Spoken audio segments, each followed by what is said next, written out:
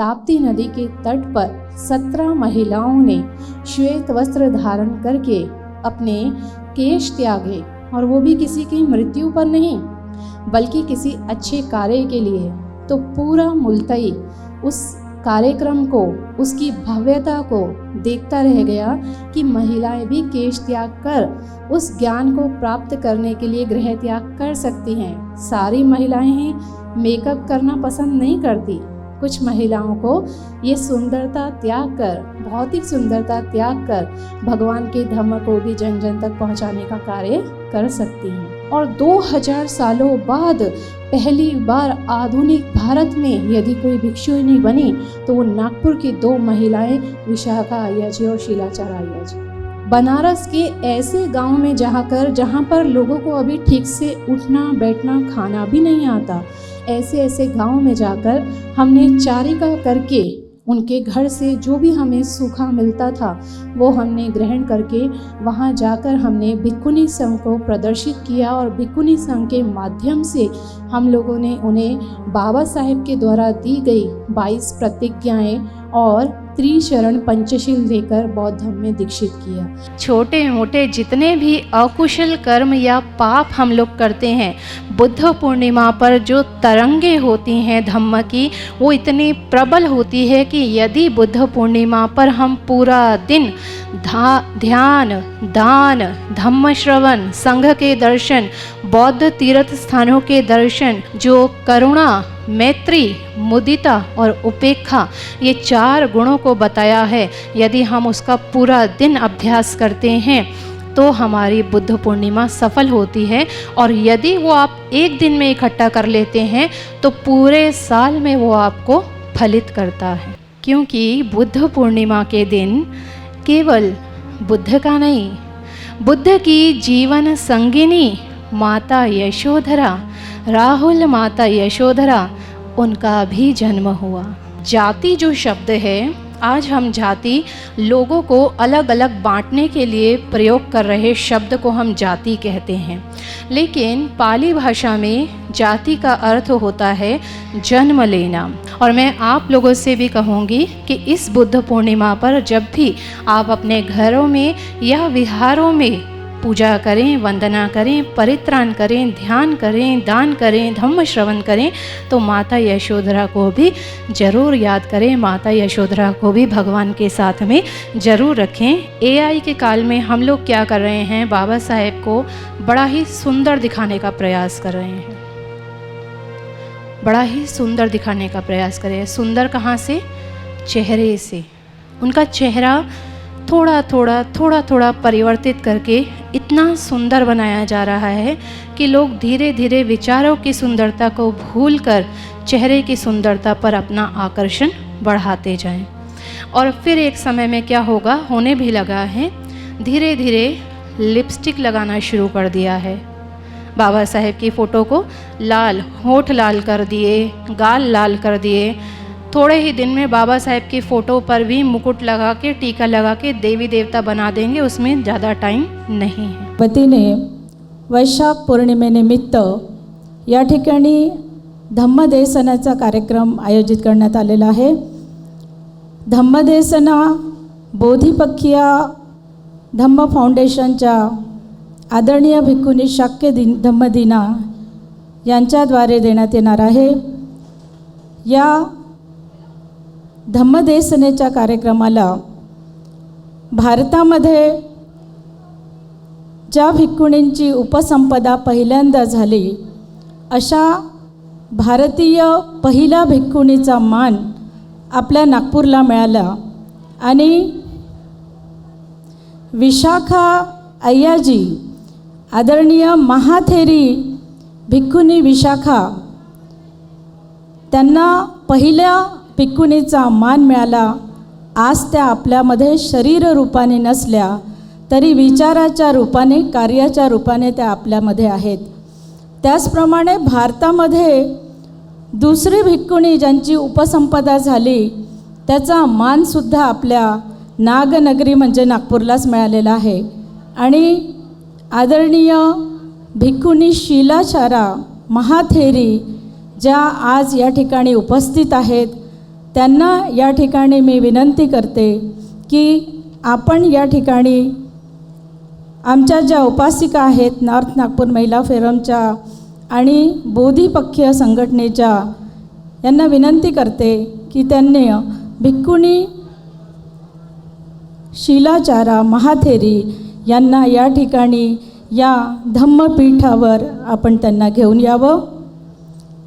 त्याचप्रमाणे या ठिकाणी आमच्या भिक्खुनी सत्यशीला महाथेरी ज्या अमरावतीवरून या ठिकाणी इथे उपस्थित झालेल्या आहेत, आदरणीय भिक्खुनी सत्यशीला महाथेरी यांनासुद्धा आमच्या 2 उपासिकांनी या ठिकाणी या धम्मपीठावर घेऊन यावं. त्याचप्रमाणे आदरणीय भिक्खुनी शांतशीला महाथेरी यांनासुद्धा प्रतिभा पाटील, वंदना जीवने यांनी या धम्मपीठावर त्यांना घेऊन यावं सन्मानाने.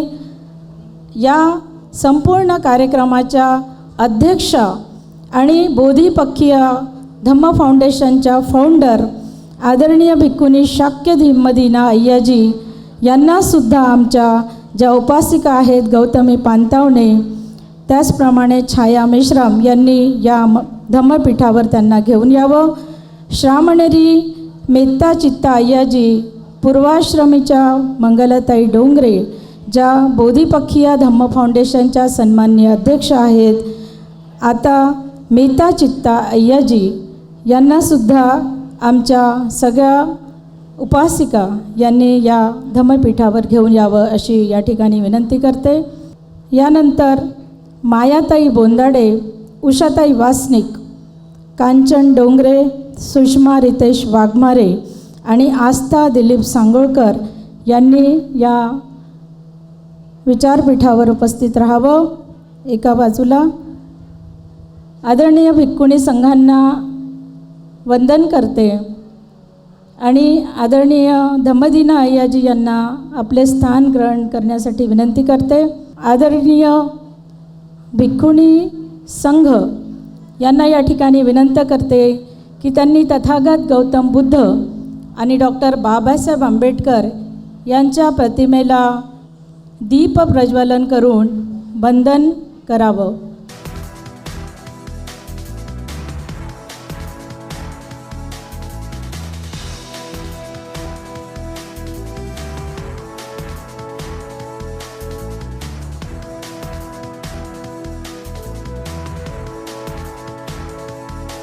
भारत एन माया करता सब अपराध क्षमा तुम्हें अय्याजी ओ पिंपी ओकास वंदने. भारत एन माया करता सब अपराध क्षमा तुम्हें अय्याजी. अरहतो सम्मा संबुद्धस्स. नमो तस्स भगवतो अरहतो सम्मा संबुद्धस्स. तस्स भगवतो अरहतो सम्मा संबुद्धस्स. नमो तस्स भगवतो अरहतो सम्मा संबुद्धस्स. बुद्धं शरणं गच्छामि. बुद्धं शरणं गच्छामि. धम्मं शरणं गच्छामि. धम्मं शरणं गच्छामि. संघं शरणं गच्छामि. संघं शरणं गच्छामि. सुरामेरयमद्यपमादठाना वेरमणि शिक्षापदं समादयामि. सुरामेरया मज्जपमादठाना वेरमणि शिक्षापदं समादयामि. तिसरणेन सह पञ्चशीलं धम्मं साधुकं सुरक्षितं कृत्वा अपमादेन शीलसम्पादेथा. आमयाजी साधु साधु साधु.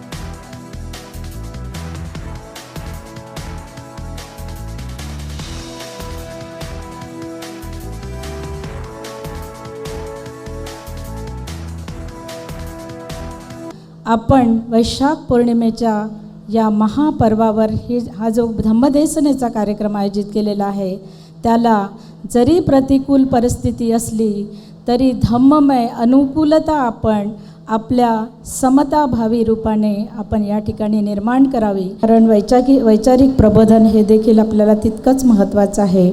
आणि म्हणून या ठिकाणी आपल्याला जो भिक्खू संघ आहे, त्या समोरच्या भिक्खुणी संघ या ठिकाणी उपस्थित आहेत, त्यांनासुद्धा त्रिवार वंदन करते.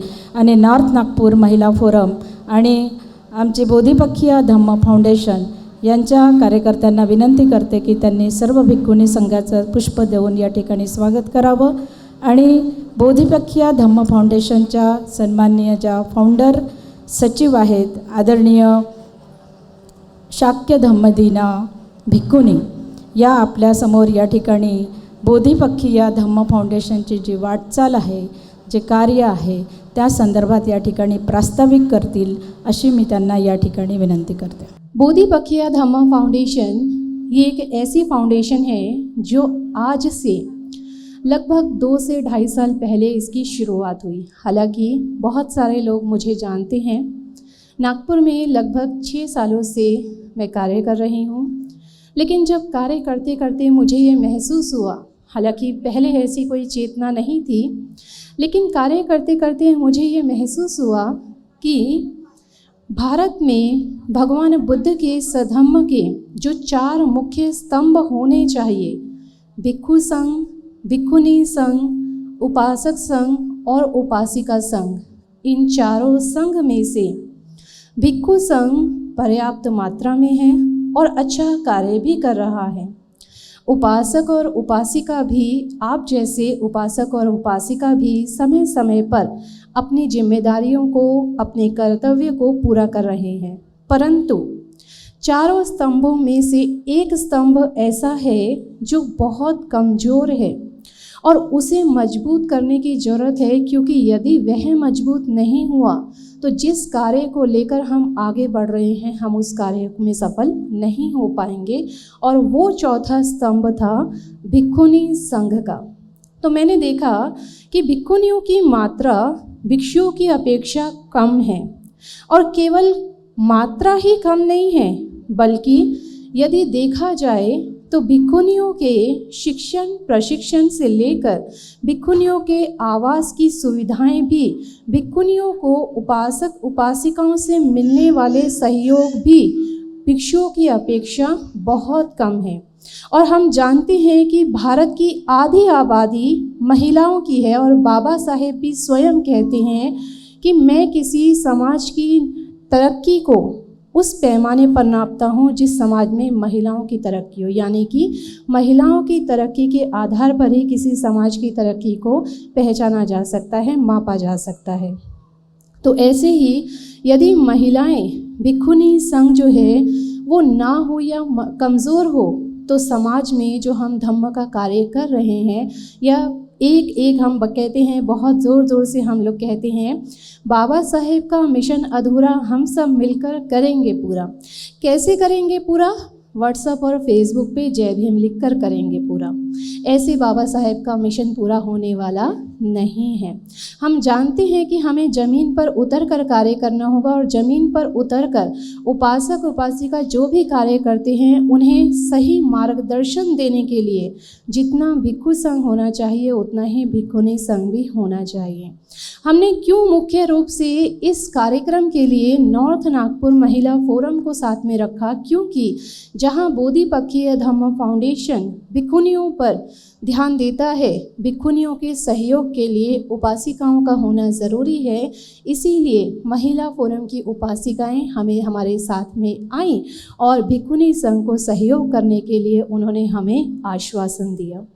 तो बोधिपक्षीय धम्म फाउंडेशन जो है उसका उद्देश्य जो है वो आपको साफ पता चल ही गया है कि बोधिपक्षीय धम्म फाउंडेशन का अर्थ है भिक्खुनी संघ को बढ़ाना, भारत में भिक्षुणी संघ को पुनर्जीवित करना, भगवान के समय में जिस प्रकार भिक्षुणियाँ थी, अरहंत भिक्षुणियाँ जिन्होंने न जाने कितनों का उद्धार किया, ऐसे भिक्षुणी संघ, मजबूत भिक्षुणी संघ को दोबारा से जीवित करना, ताकि महिलाओं का विकास हो सके। और महिलाओं का मानसिक विकास होगा, क्योंकि हम महिलाओं के विकास की बात हमेशा करते हैं, और अगर महिलाओं का मानसिक विकास होगा तो निश्चित रूप से आपके घर में पल रही अगली पीढ़ियों का भी मानसिक विकास होगा, क्योंकि घर में पल रही पीढ़ियों को सिर्फ और सिर्फ महिलाएं ही शिक्षित, प्रशिक्षित, पोषित करती हैं।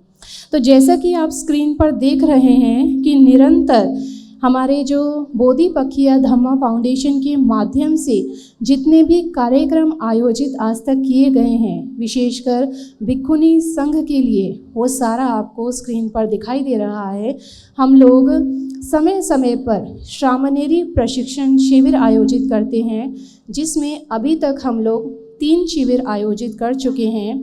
पहला शिविर हमारा सावनेर, नागपुर सावनेर तहसील में आयोजित हुआ, जिसमें 9 बालिकाओं ने अपने 15 दिन के लिए गृह त्याग करके चीवर धारण किया और भगवान बुद्ध के धम्म को समझा, और आज वे अपने अपने क्षेत्र में जाकर धम्म का बेहतर तरीके से कार्य कर पा रहे हैं। दूसरा शिविर हमारा मुल्ताई तहसील, बैतूल जिला, मध्य प्रदेश में आयोजित किया गया। उस कार्यक्रम की खासियत ये थी कि उस कार्यक्रम में जो केश कप्पन किया गया, यानी कि महिलाओं के जो बाल उतारे गए, केश कप्पन ताप्ती नदी, क्योंकि ताप्ती नदी का उद्गम स्थान है मुल्ताई, बैतूल जिला, ताप्ती नदी के घाट पर 17 महिलाओं ने अपने केश त्याग दिए। वहाँ का प्रत्येक समाज, क्योंकि वहाँ इतने सारे घाट बने थे जहाँ पर हमेशा हिंदू रीति रिवाज के अनुसार संस्कार किए जाते थे, और विशेषता ये थी कि वहाँ पर भी केश कप्पन किया जाता था, लेकिन किसका किया जाता था? पुरुषों का। और वो भी कब किया जाता था? जब किसी की मृत्यु होती थी। हम जानते हैं हिंदू संस्कारों में किसी की मृत्यु हो जाने पर पुरुष अपना केश त्यागते हैं, लेकिन जब ताप्ती नदी के तट पर 17 महिलाओं ने श्वेत वस्त्र धारण करके अपने केश त्यागे, और वो भी किसी की मृत्यु पर नहीं बल्कि किसी अच्छे कार्य के लिए, तो पूरा मुल्ताई उस कार्यक्रम को, उसकी भव्यता को देखता रह गया कि महिलाएं भी केश त्याग कर उस ज्ञान को प्राप्त करने के लिए गृह त्याग कर सकती हैं। सारी महिलाएं ही मेकअप करना पसंद नहीं करती, कुछ महिलाओं को ये सुंदरता त्याग कर, भौतिक सुंदरता त्याग कर भगवान के धम्म को भी जन जन तक पहुंचाने का कार्य कर सकती हैं। तो मुल्ताई के तट पर 17 महिलाओं ने चीवर उतारा, इसके चीवर पहना। इसके पश्चात तीसरा हमारा जो शिविर हुआ वो हमारे लिए बहुत विशेष था, क्योंकि 2 शिविर होने के बाद मेरे मन में ये चल ही रहा था कि हम तीसरा शिविर ऐसी किसी स्थान पर आयोजित करें जहां बुद्ध अपने समय में स्वयं गए हों। तो तीसरा शिविर के लिए अचानक से मुझे एक फ़ोन आता है, और वो फ़ोन आता है महाबोधि सोसाइटी ऑफ इंडिया, जिसका नाम सिर्फ भारत में ही नहीं अनेक देशों में भी जाना जाता है। यह एक अंतर्राष्ट्रीय संस्था है, हम जानते हैं। महाबोधि सोसाइटी ऑफ इंडिया के जनरल सेक्रेटरी भंते पी शिवली महाथेरो जी, इन्होंने मुझे कहा कि आप बहुत अच्छा कार्य कर रहे हैं, आप एक श्रामणेरी शिविर हमारे यहाँ भी आयोजित कीजिए, हम आपको महाबोधि की बिल्डिंग हमेशा के लिए दे देंगे। तीसरा कार्यक्रम हम लोगों ने महाबोधि सोसाइटी ऑफ इंडिया के सहयोग से सारनाथ, जहाँ भगवान बुद्ध ने धम्म की शुरुआत की, सारनाथ में पहला हमारा श्रामणेरी शिविर आयोजित हुआ। और 2500 वर्षों में, क्योंकि हम देखते हैं जब हम ग्रंथ को पढ़ते हैं, पाली ग्रंथों को पढ़ते हैं, तो हम देखते हैं कि हम धम्मचक्र प्रवर्तन सूत्र, मुझे लगता है आप सभी जानते होंगे, आषाढ़ पूर्णिमा जिस दिन वर्षावास शुरू होता है, जिसे गुरु पूर्णिमा भी कहा जाता है, आषाढ़ पूर्णिमा के दिन भगवान बुद्ध ने धम्मचक्र प्रवर्तन सूत्र पंचवर्गीय भिक्षुओं को दिया, है ना। लेकिन उसके बाद पूरे पाली साहित्य में जब हम देखते हैं तो कभी ऐसा नहीं देखने को मिलता कि भगवान उस धम्मचक्र प्रवर्तन सूत्र के बाद, यानी कि पहला वर्षवास वहाँ बिताने के बाद फिर कभी वाराणसी गए हों। कभी नहीं मिलता एवं में सुतं एकं समयं भगवा वाराणसीयं विहरति, दोबारा कहीं नहीं मिलता धम्मचक्र प्रवर्तन सूत्र के अलावा। वहाँ के जब भंते जी से मैंने ये बात पूछी, Mahabodhi society of India Sarnath में जब भंते जी से मैंने ये पूछा कि ऐसा क्यों हुआ, भगवान वहाँ क्यों नहीं आए दोबारा, तो भंते जी ने हंसते हुए कहा कि सारनाथ में मच्छर बहुत है। और वास्तव में सारनाथ में बहुत मच्छर थे। हम लोगों ने भी श्रामनेरी शिविर किया, 4-5 दिन तो बहुत मच्छर खाए हम लोगों को, उसके बाद परिचित हो गए थे तो खाना बंद कर दिया उन्होंने। लेकिन भंते जी ने कहा कि सारनाथ में मच्छर बहुत है, हो सकता है भगवान को मच्छरों ने बहुत परेशान किया होगा तो भगवान कभी दोबारा सारनाथ आए ही नहीं।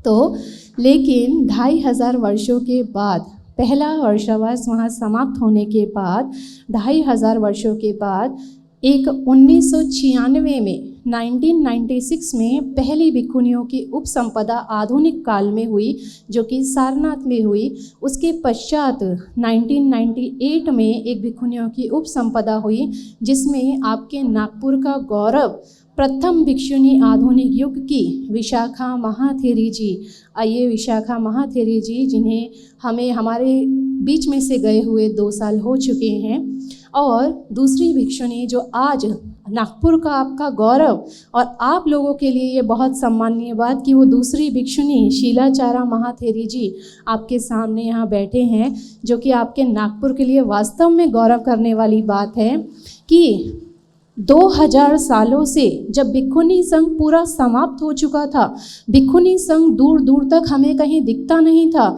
उस समय में विशाखा अय्या जी ने और शीलाचारा अय्या जी ने गृह त्याग करके भिक्षुनी बनने का निर्णय लिया, और 2000 सालों बाद पहली बार आधुनिक भारत में यदि कोई भिक्षुनी बनी तो वो नागपुर की 2 महिलाएं विशाखा अय्या जी और शीलाचारा अय्या जी।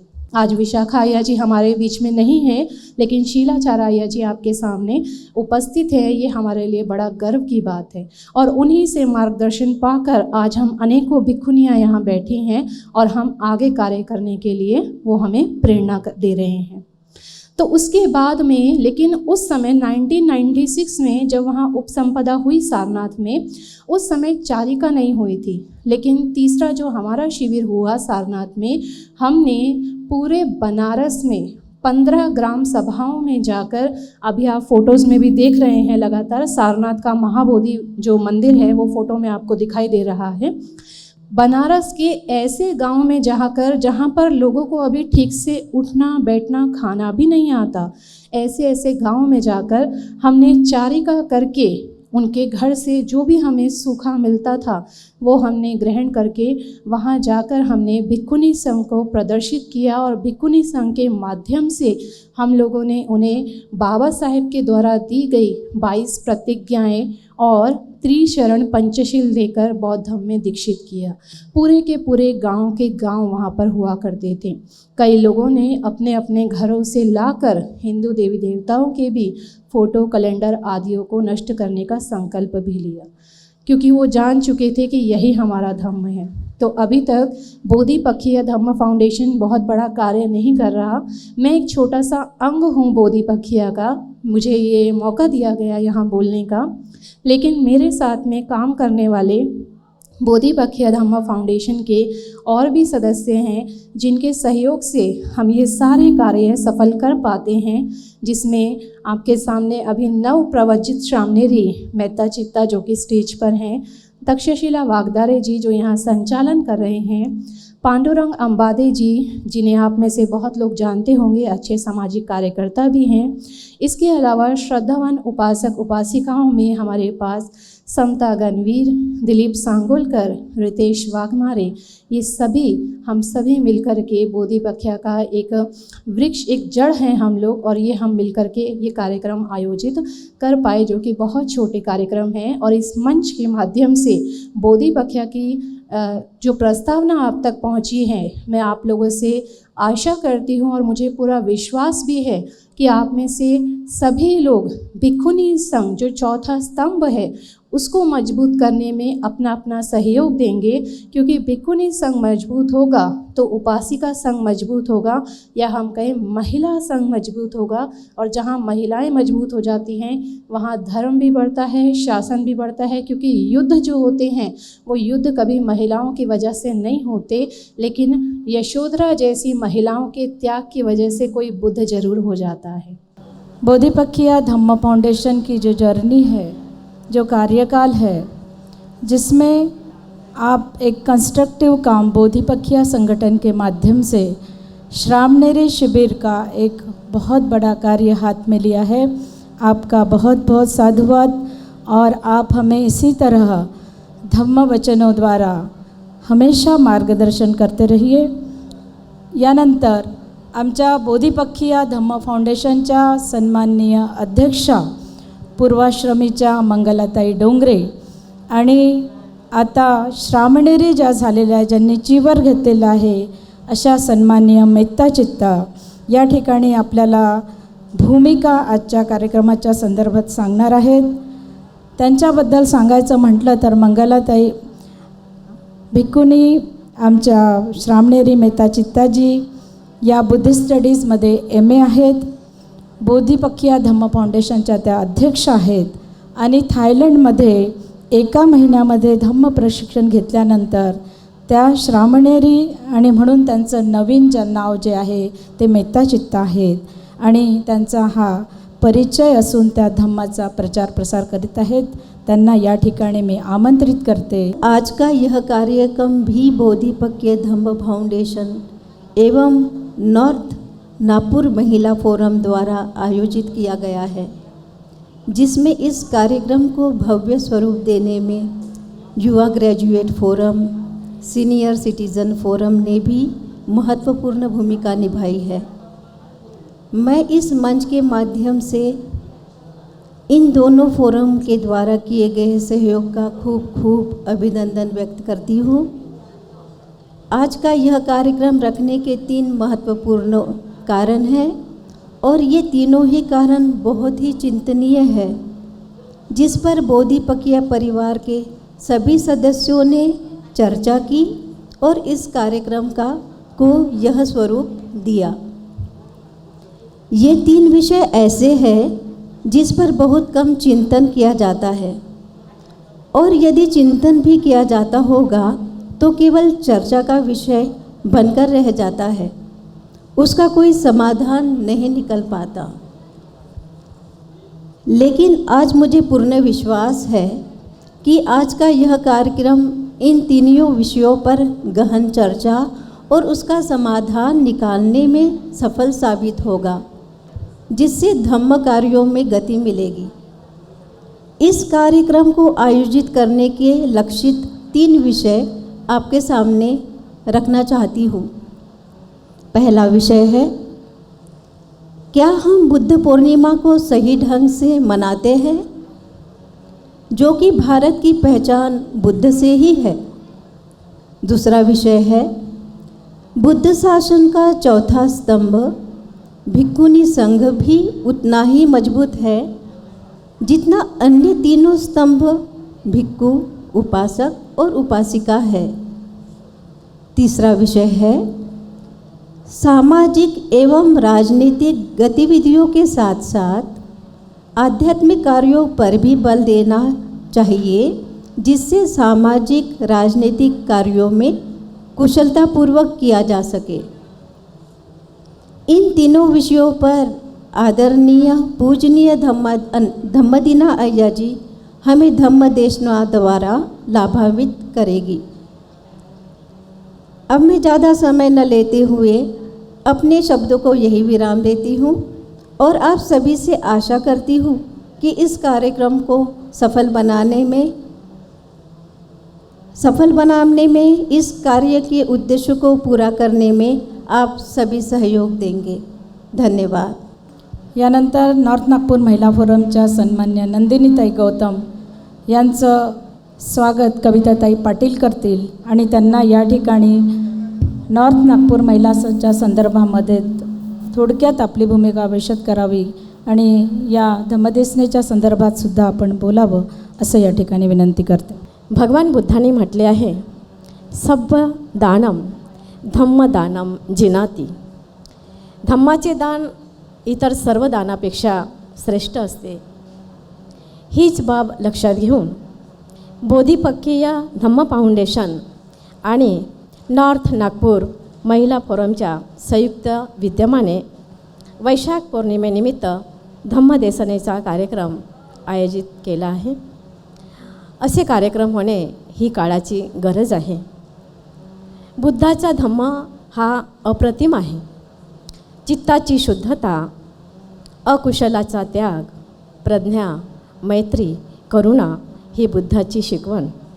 तथागताच्या शिकवणीने अनेक लोकांचे जीवन बदलले.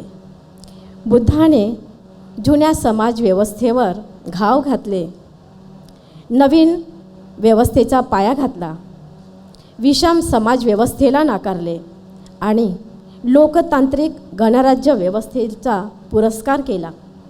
बुद्धाच्या शिकवणुकीतील समाज परिवर्तनाचा क्रांतिकारी संदेश डॉक्टर बाबासाहेब आंबेडकरांनी ओळखला व स्वीकारला आणि 14 ऑक्टोबर 1956ला नागपूर नगरीत दीक्षाभूमी येथे बौद्ध धम्माची दीक्षा दिली. त्यावेळी बाबासाहेबांच्या एका हाकेसरशी लोकांनी आपल्या घरातील देवी देवता नदीत फेकून दिल्या. हजारो वर्षापासूनचे जे जोखड आम्ही आमच्या मानगुटीवर पेलत होतो ते फेकून दिले होते. पण आज तर चित्र वेगळेच दिसते आहे. नवरात्री उत्सवात काही विशिष्ट समाजाची लोक फलक लावतात की इथे ठराविक समाजाची लोक गरबा नृत्यात सामील होतील. तरी देखील आमची तरुण मंडळी इथे सामील होताना दिसते आहे. अनवाणी पायाने देवीच्या दर्शनाकरिता रांगा लावतात. यात कुणाची चूक आहे? आम्ही नैतिक आचरण म्हणतो, मग हेच का आमचं नैतिक आचरण? आपल्याला कुठंतरी दिसतं का हे? महापुरुषांची जयंती केवळ डीजेच्या कर्कश आवाजात आणि ढोल ताशाच्या तालावर दारू पिऊन धिंगाणा घालणे हीच आमची नैतिकता आहे का? पालकांनी मुलांच्या हिताकरिता जरी काही थोडंसं बोललं तरी मुलांना राग येतो आणि रागाच्या भरात आपले जीवन ते संपवितात. चांगले वाईट सांगण्याचे धाडससुद्धा आईवडिलांनी करू नये का? आज आपण बघतो आहे आमच्या समाजात घटस्फोटही मोठ्या प्रमाणात होताना दिसत आहे. एकमेकांना समजून न घेता चुकीचे निर्णय हे घेतले जातात आणि यामुळे समाजाचे अस्तित्व धोक्यात नाही का? या सर्व गोष्टीला कारणीभूत आपणच आहोत आणि याला कारण म्हणजे धम्मसंस्काराचा अभाव. घरात जर योग्य संस्कार दिले तर मुलांचे पाऊल कधीही वाईट दिशेने पडणार नाही. कारण जेव्हा आम्ही स्वतःला बौद्ध म्हणतो तेव्हा समाजात आमची एक ओळख निर्माण होणे आवश्यक नाही का? आजही जुन्या रूढी परंपरा चालीरीतीप्रमाणे आजही बरेचसे लोक आचरण करीत आहेत आणि नागपूरच्या लोकांच्या प्रत्येक घडामोडीकडे जगाचे लक्ष असते. कारण या नागनगरीत जागतिक धम्मक्रांती घडून आली होती. म्हणून प्रत्येक व्यक्ती आपल्याकडे मोठ्या आशेने बघत असतो. येथे नागपूर नगरीत घडणाऱ्या प्रत्येक घटनेचे पडसाद सगळीकडे उमटत असतात. म्हणून या सर्व गोष्टीकडे आपल्याला लक्ष देणे अतिशय आवश्यक आहे आणि अशा प्रकारचे जे धम्मसंस्कार झाले तर याचं अतिशय परिवर्तनवादी परिवर्तन आपल्याला या समाजामध्ये दिसून येईल.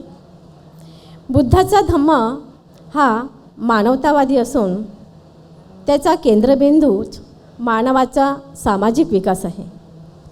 मानवाच्या दैनंदिन समस्या सोडविणे व त्याला अधिकाधिक सुख प्राप्त करून देणे हेच बौद्ध धम्माचे सार आहे.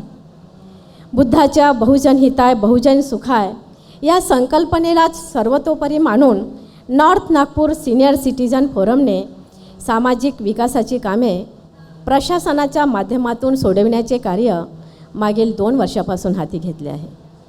आणि याचं जिवंत एक उदाहरण पण आपल्याला देता येईल की हे जे आपण doctor Babasaheb Ambedkar convention centre आहे, हे सुद्धा उद्घाटनानंतर म्हणजे देवेंद्र फडणवीस आणि गडकरींनी इथलं जे उद्घाटन केलं आणि त्या उद्घाटनानंतर हे तसंच धूळखात पडलेलं होतं. नॉर्थ नागपूर सिनियर सिटीजन फोरमने याची दखल घेतली, याकरिता धरणे आंदोलने केली आणि त्यानंतर हे लोकार्पण झालं आणि आपल्या सगळ्यांसाठी हे खुलं झालं. अशा प्रकारची ही जी कामं, जी रखडलेली कामे, अशी बरीचशी कामे सांगता येईल की नागोराव पाटणकर चौकात जे नागोराव पाटणकर उद्यान खुले रंगमंच ते सुद्धा अशाच प्रकारचं पडीत होतं आणि धूळखात पडलेलं होतं, झाडी वाढलेली होती. त्याचीसुद्धा या फोरमने, सिनियर सिटीजन फोरमने दखल घेतली आणि ते सुद्धा त्याचं उद्घाटन करून ते सुद्धा लोकार्पण करण्यात आलं आहे. अशा बरेचशे ज्या काही गोष्टी आहेत की ज्या सामाजिक समस्या आहेत, त्या समस्येतून त्यांनी बऱ्याचशा ज्या प्रशासनांची मदत घेऊन त्यांनी लोकार्पण केलेलं आहे. हा वैशाख पौर्णिमेचा दिवस आपण एका अर्थपूर्ण पद्धतीने साजरा करायला हवा. जसे की मी पहिले म्हटलं, मनुष्य जन्म हा दुर्मिळ आहे, तो सहजासहजी लाभत नाही. आपले मागील जन्माचे काही पुण्यकर्म असतील म्हणूनच आपल्याला हा जन्म एक मनुष्य म्हणून लाभला आहे. भगवंतांसारखे महान गुरु लाभणे हे दुर्मिळ. मनुष्य जीवन हे खूप छोटे आहे आणि म्हणूनच हे खूप महत्त्वाचे आहे की आपण आपल्या आयुष्यात भगवंताच्या शिकवणी अंमलात आणायला हव्यात. सहसा लोकांचा हा एक गैरसमज म्हणता येईल की त्यांना असं वाटते की हे जे भगवंताची शिकवण, हे जे अध्यात्म आहे, हे फक्त वय झालेल्या लोकांसाठी आहे आणि तारुण्य हे फक्त मजा करण्यासाठी आहे. पण माझ्या मते जितक्या लवकर कुणी व्यक्ती हे बुद्ध धर्माच्या शरणमध्ये जाईल, त्याला बुद्ध धर्म हे अवगत होईल, तितकेच जास्त त्याचे विचार आणि त्याला आयुष्याच्या बघण्याचा दृष्टिकोन जो आहे तो बदलेल. त्याचं मन शांत राहील, तसेच बुद्धीमध्ये त्याच्या वाढ होईल. आजचे जग हे मॉडर्न जग आहे. दिवसेंदिवस डेव्हलपमेंट, विकास हा घडतच आहे. ह्यालाच एज ऑफ इन्फॉर्मेशन आणि एज ऑफ सोशल मीडिया असे सुद्धा म्हटल्या गेले आहेत. तसेच ह्या मॉडर्न जगातल्या काही मॉडर्न प्रॉब्लेम्स आहेत जे की आम्हा तरुणाईंना आणि आपल्या सगळ्यांना दिवसेंदिवस सामोरे जावे लागत आहे. डिप्रेशन, वेगवेगळ्या गोष्टींचं व्यसन, स्ट्रेस, एन्झायटी, पॅनिक अटॅक्स अशा बऱ्याच प्रॉब्लेम्स आहेत. अशा ह्यावेळी भगवंतांचा हा धम्म आहे तो आपल्याला प्रामुख्याने मदतीस येतो. दुःखाचं कारण शोधण्यासाठी मदत करतं. पंचशील, 4 आर्य सत्य, आर्य अष्टांगिक मार्ग येथे खूप लाभकारी ठरतात. व्यक्तीला पॉझिटिव्ह मेंटल ॲटिट्यूड हा जनरेट करण्यास मदत करतं. मैत्री, करुणा, दया, कृतज्ञता हे जे पॉझिटिव्ह मेंटल ॲटिट्यूड्स आहेत हे आजकालच्या जगात जनरेट करणं खूप महत्त्वाचं झालं आहे. या लक्ष विचलित करणाऱ्या जगात ह्या युवा पिढींनी भगवान गौतम बुद्ध यांचा आदर्श समोर ठेवावा की कसे जागरूक राहता येतं. जागरूक राहणे म्हणजेच आपलं स्ट्रेस मॅनेजमेंट करणं, जे आपलं फोकस आणि कॉन्सन्ट्रेशन वाढवतं, आपली बौद्धिक क्षमता वाढवते आणि आपल्याला वैयक्तिक आयुष्यात उच्चतम गाठण्यासाठी मदत करते. आणि मेडिटेशन, विपස්සना आपल्याला ही जागरूकता आपल्या आयुष्यात निर्माण करायला मदत करते. याचा फक्त आपल्या शैक्षणिक, आपल्या व्यावसायिक नाही तर आपल्या व्यक्तिगत आयुष्यातसुद्धा खूप परिणाम होतो. मी विपස්සनाचे शिबिर अटेंड केले आहेत आणि मी माझ्यात बरेच बदल हे बघितले आहेत. माझा आयुष्याला बघण्याचा जो दृष्टिकोन होता तो पूर्णतः बदललेला आहे. प्रत्येक गोष्ट, ते दुःख असो वा सुख, व्यक्ती असो किंवा वस्तू, हे अनित्य आहे हे समजल्यामुळे आयुष्यातल्या खूप गोष्टी ह्या सोयीस्कर झाल्या आहेत. दुःख पचवण्याची जी शक्ती आहे ती एक निर्माण झाली आहे. आपली स्वतःशी एक नवीन ओळख निर्माण होते, एक अंतर्गत परिवर्तन घडतं आपली खरी ओळख आणि आपल्या आकांक्षा आपल्याला समजतात. मनुष्य हा दुःखाच्या भवसागरातून मुक्त होऊ शकतो आणि भगवंतांनी सांगितलेल्या मार्गावर चालून आणि चित्त एकाग्र करूनच हे शक्य आहे. आता प्रश्न येतो की हा मार्ग आपल्याला कसा समजणार? भगवान बुद्धांनी तर मार्ग दाखवला, पण आता तो मार्ग आपण कुठून शोधून काढायचा, कसं समजेल? आणि इंटरनेटच्या ह्या जगात जिथे तरुणाईला सगळ्या गोष्टी ह्या ऑनलाईन शोधायच्या असतात, अशात ऑनलाईन आपल्याला ह्याबद्दल मार्गदर्शन भेटेल हे कमीच. ऑनलाईन आपल्याला योग्य मार्गदर्शन मिळेल की नाही हे फार कठीण झाले आहे. तर ह्यात मग मदत होते ती आहे पुस्तकांची आणि कल्याण मित्रांची. आजकालच्या पिढीमध्ये रीडिंग कल्चर हे निर्माण करण्याची खूप गरज आहे. नवी पिढी पुस्तकांपासून दूर आणि गॅजेट्स यांच्या जास्त जवळ जात आहे. धम्माची आपल्या आयुष्याची सांगड घालायची असेल तर कल्याण मित्रांची संगती ही आयुष्यात खूप गरजेची आहे. आणि हल्ली धम्मश्रवण करायला फार कमी संधी येतात. संधी असूनसुद्धा बरेचदा धम्मश्रवण करण्याला शक्य होत नाही, कारण आपल्याकडे तितकीशी प्रज्ञा राहिलेली नाही. संघ हे उत्तम कल्याण मित्र आहे. हे कल्याण मित्राकडून धम्मश्रवण करायला भाग्यसुद्धा दुर्मिळ असते. आणि आज बोधिपक्य धम्म फाउंडेशन आणि नॉर्थ नागपूर महिला फोरम यांच्या अथक प्रयत्नांमुळे आपल्याला भिक्खुनी संघ या कल्याण मित्रांकडून धम्मश्रवण करण्याचा दुर्मिळ योग साधता येत आहे. आदरणीय भिक्खुनी शाक्य धम्मा अय्याजी यांच्यामार्फत आज धम्मदेसना श्रवण करून आपल्याला आपल्या आयुष्यात पुण्य संपादन करण्याचा योग जुळून आला आहे. या पुण्याच्या अनुषंगाने आपल्या सर्वांच्या आयुष्यात खूप भरभराटी, सुखसमृद्ध आणि चांगले आरोग्य येवो. तथागत गौतम बुद्ध, त्यांचा धम्म आणि संघ या त्रिरत्नांच्या आशीर्वादाने आयुष्यातील सर्व दुःखांना सामोरे जाण्याचे बळ आपल्याला मिळो हीच माझी मनोकामना. बोधिपक्य धम्म फाउंडेशन आणि नॉर्थ नागपूर महिला फोरम यांनी मला माझे मनोगत व्यक्त करण्यासाठी मंच उपलब्ध करून दिला, याबद्दल मी त्यांचे खूप खूप आभारी आहे. तसेच मी माझे मामा श्री नरेश साखरे यांचे आभार मानेन. मामांनी माझे कायम प्रोत्साहन केले आणि आजवर आपण सर्वांसमोर बोलावे असे प्रोत्साहन दिले, यासाठी मी त्यांचे आभार मानेन. Last but not the least, मी माझे पालकांचे आभार मानू इच्छिते की त्यांनी माझ्यात लहानपणापासून धम्माची ओढ निर्माण केली आणि ती कायम ज्योत प्रज्वलित राहील यासाठी सतत प्रयत्न केले आणि कायम करीत आहेत. नवीन पिढीत आपल्या धम्माची ज्योत पेटत राहावी यासाठी मी तसेच आपण सर्व अथक प्रयत्न करीत आहात आणि आपल्या ह्या सगळ्या प्रयत्नांना भरभरून यश येवो यासाठीच मी भगवंतांकडे प्रार्थना करते. धन्यवाद. ज्यांची आपण आतुरतेने वाट पाहत असाल कदाचित, अनेक आमचे या ठिकाणी ज्यांचं असं वाटतं की समाजामध्ये जी मंडळी सातत्याने काम करतात, जी धम्म चळवळ बौद्ध विहाराच्या माध्यमातून अनेक भगिनी सातत्याने वर्षभर राबवत असतात.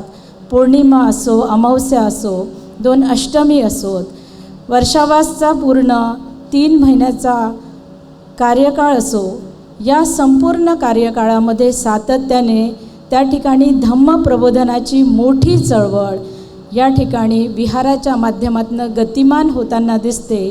आणि भिक्खुनी संघ, भिक्खू संघ याबरोबरच उपासक आणि उपासिका ज्या आहेत यांच्याद्वारे सातत्याने ही धम्म प्रबोधनाची सतत चालणारी जी चळवळ आहे त्याला खऱ्या अर्थाने गतिमान करण्याचं कार्य आपण सर्व मैत्रिणी करत आहात. आपलंसुद्धा या ठिकाणी खूप खूप साधुवाद. आणि माननीय पुष्पाताई बौद्ध या ठिकाणी आपलं मार्गदर्शन करणार आहेत. धम्मसंगोष्ठी आणि बौद्ध महिला मैत्री संघाच्या माध्यमातून वयाच्या 17व्या वर्षापासनं खऱ्या अर्थाने या धम्म आचरणाच्या संगोष्ठीमध्ये त्यांनी स्वतःला झोकून दिलेलं आहे. आम्ही बघितलेलं आहे की या धम्म संगोष्ठीच्या माध्यमातून त्यांनी एक चांगलं नेटवर्किंग या ठिकाणी सुरू केलेलं आहे, ज्या नेटवर्किंगच्या माध्यमातून अनेक महिला उपासिका सातत्याने त्यांच्यासोबत जोडलेला आहे. एक मोठी महिला शक्ती धम्म चळवळीमध्ये त्यांनी उभी केलेली आहे. त्यांचं या ठिकाणी आपण टाळ्यांनी स्वागत केलंच पाहिजे, कारण फुले शाहू आंबेडकर यांच्या विचारांना जमिनी स्तरावर कशा पद्धतीने मजबूत करता यावं यासाठी सातत्याने ते कार्यरत आहेत. बालाघाट असोत, मध्य प्रदेश असोत, उत्तर प्रदेश असोत, या ठिकाणी सातत्याने त्या कार्य करत आहेत. अनेक मोठमोठे पुरस्कार त्यांना मिळालेले आहे. पण सर्वात मोठा पुरस्कार मी हे समजते की या ठिकाणी आपण जी धम्म चळवळ सातत्याने गतिमान करत आहात, कारण संघटना अतिशय मजबूतीने निर्माण होतात, पण त्या किती टिकतात हे सुद्धा आपण बघत असतो. पण आदरणीय पुष्पाताई बौद्ध यांनी बौद्ध महिला मैत्री संघ आणि धम्म संगोष्ठीच्या माध्यमातून सातत्याने ही धम्म चळवळ चाललेली आहे. अनेक आमच्या ज्येष्ठ धम्मसेविका त्यांच्यासोबत आहेत. अशा आदरणीय पुष्पाताई बौद्ध यांना मी या ठिकाणी आपल्याला मार्गदर्शन करण्यासाठी आमंत्रित करते. उपासक उपासिकाओं के कर्तव्य और आचरण, सवाल ये उठता है, काम तो करना है, करते तो रहना है, पर आप सभी को मैं बता दूं, काम करते समय बहुत सारी परेशानियों का सामना करना पड़ता है. हमारी छाया ताई को मालूम है, और तक्षशिला ताई तो स्ट्रेट फॉरवर्ड, बिल्कुल सही बोलो सही चलो, बहुत अच्छे से पता है. तो मुझे ये कहना है कि बहुत तकलीफ़ों का सामना करना पड़ता है, लोगों का तिरस्कार सहना पड़ता है, और बहुत कुछ त्याग करके ये चीवर मिलता है. और ये चीवर पहनने के बाद जो त्याग होता है, ये सफ़ेद साड़ी दिखावे के लिए नहीं पहनी जाती. पर जब भी हम सवाल उठता है उपासिकाओं के कर्तव्य, अभी टीम वर्क चल रहा, क्योंकि मैं धम्म के ऊपर तो बोलना है नहीं है, विषय है तो विषय को ही लेके, तो उपासिकाओं के कर्तव्य क्या है. आप बहुत अच्छे लोग हैं, उपासिकाएं बहुत अच्छी है, आप बिल्कुल, आपको काम दिया जाए तो आप काम कर लेती है. जो काम को आप इतना सादगी से करती है उसमें कोई दो मत नहीं. पर नागपुर में जो हम काम करना चाहते हैं, बाहर में, नागपुर से बुद्धिज़्म बाहर गया है देश विदेशों में, पर अभी हम लोग जो है, अभी फ़िलहाल हम लोग जो है, मतलब जो कार्यकर्ता अभी दिख रही, ये ख़त्म होने के बाद जो अगली पीढ़ी आएगी, अगली जो फड़ी आएगी, उसके लिए हम क्या वर्क कर रहे हैं उपासिकाएं. तो वर्क करना है कि घर से शुरुआत करना है, ये तो पहले हमें समझना पड़ेगा. समाज में रहते हुए समाज में काम करना बहुत इजी है, पर घर में काम करना, घर में धम्म बताना, घर में 22 प्रतिज्ञाएं बताना, घर में भावना के साथ कृतिशील जीवन जीना, घर में उस बाबा साहब की बताई हुई 1956 की दीक्षा के बाद का जो बुद्धिज़्म है वो घर में फॉलो करना क्या होता है, उसके बाद ही समाज में उपासिकाएं. तो अय्या जी से मैं कहना चाहूँगी, भिक्खुनी से मैं कहना चाहूँगी कि शायद आपका सम्मान दिया हुआ शब्द उपासिका हमारे लिए बहुत अच्छा है, सराहनीय है और आदरपूर्वक है. पर मुझे ऐसा लगता है कि अभी भी विशाखा की बात ली जाए, वो बराबरी तो नहीं कर सकते, पर वैसी उपासिकाएं अभी भी हम फिलहाल नहीं हैं, ये बात मैं आपसे कहना चाहती हूँ. इसलिए उपासिका शब्द वो किसे कहना है, कब कहना है और क्यों कहा जाता है, ये बहुत ज़रूरी है. तो उपासिका के दायित्व, कर्तव्य क्या है? शील, सदाचार, जीवन जीना. तो यहाँ 22 प्रतिज्ञा का उल्लेख हुआ, पंचशील का उल्लेख हुआ, आर्य अष्टांगिक मार्ग का उल्लेख हुआ, यहाँ 4 आर्य सत्य का उल्लेख हुआ. तो ये बड़ी बड़ी जो बातें हैं, ये पढ़ के खुद में उतारने वाली है. जब वो खुद में आ जाएगी, खुद में उतर जाएगी, शील की राह पर चलने लगेंगे, तो अपने आप उपासिका संघ निर्माण हो जाएगा। और हो रहा है, नकार नहीं सकते, हो रहा है। तभी तो ये इतनी सारी महिलाएं इतने अच्छे से वर्क कर रही है। अभी देखिए, हमारे को मतलब टिप में लिखा नहीं सफ़ेद वस्त्र पहन के आना चाहिए, पर हमने हमारी महिलाओं को बता दिया, 25-30 महिलाएं तो फिलहाल आई गई है, तो हमने बता दिया कि आपको बताने की ज़रूरत ही नहीं। पूर्णिमा महोत्सव मना रही है हमारी भिक्खु संघ, तो हमें क्या करना चाहिए। तो उपासिकाओं के कर्तव्य है, भिक्खुनी संघ है। भिक्खुनियों के साथ मेरा बहुत पुराना संबंध है, बहुत ज़्यादा। हर महीने में एक बार तो भी विशाखा अय्या जी से 15 दिन में मिलने जाना है।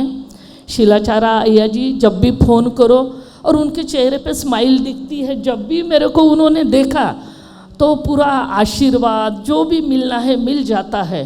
और भिक्खुनी के साथ तक्षशिला ताई मेरा बहुत गहरा संबंध है, बहुत ज़्यादा। वो बहुत सारी चीज़ें बता नहीं पाते, तो मैं जो बता रही हूँ भिक्खुनियों के साथ मेरा गहरा संबंध है। मैं विशाखा तो नहीं बन पाई, पर विशाखा जैसा काम करने की उपासिकाएं नागपुर में होना चाहिए। बाकी जगह की बात नहीं कर रही मैं, नागपुर में होना चाहिए, ऐसा मुझे बहुत लगता है। इसलिए तक्षशिला ताई ने जो इतना अच्छे से मेरे बारे में बताया, ताई मेरी वही वर्क पे मैं ज़्यादा चलती हूँ। पर क्या हमारी महिलाएं टिक पा रही है, समझ पा रही है?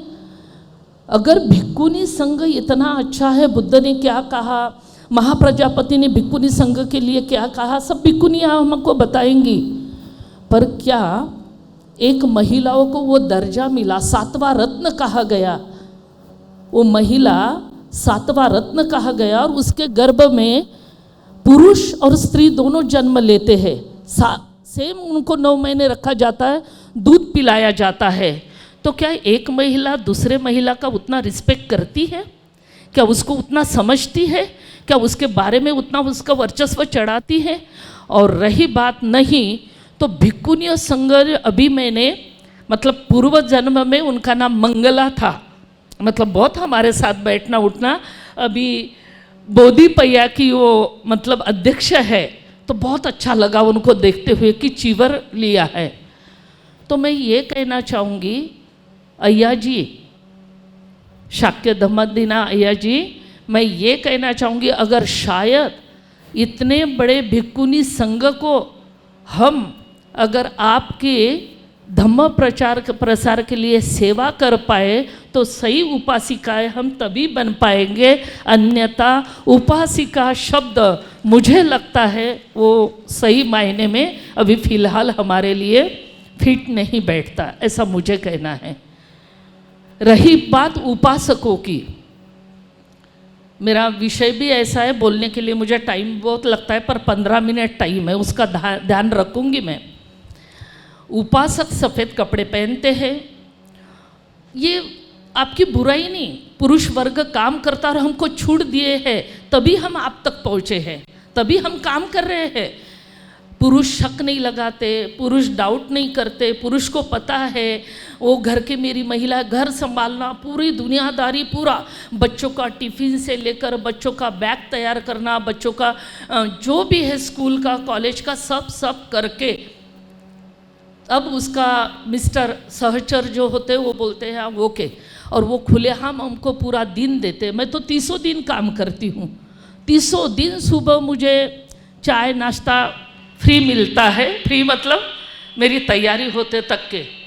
तो सावित्रीबाई महात्मा फुले जो सहचारिणी थे, और उनको माल्यार्पण हम करते, पुष्प अर्पण करते हैं।